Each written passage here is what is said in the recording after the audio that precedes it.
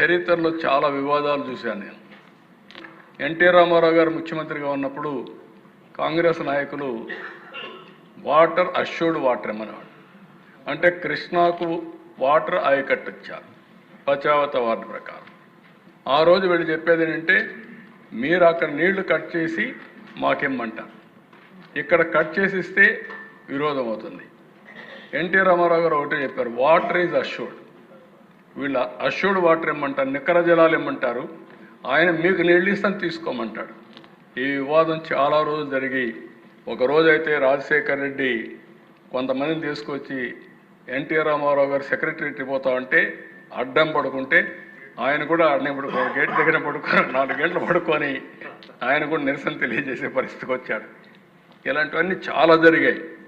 అసెంబ్లీలో ఎప్పుడు కూడా పెద్ద ఇష్యూ అయ్యేది, అవన్నీ అధిగమించాం. ఇప్పుడు నీళ్లు సద్వినియోగం చేసుకోగలిగితే మనం ముందుకు పోయే పరిస్థితి వస్తుంది. అందుకే ఆల్ ఎమ్మెల్యేస్కి ఇది ఒక అవగాహన ఉండాలి.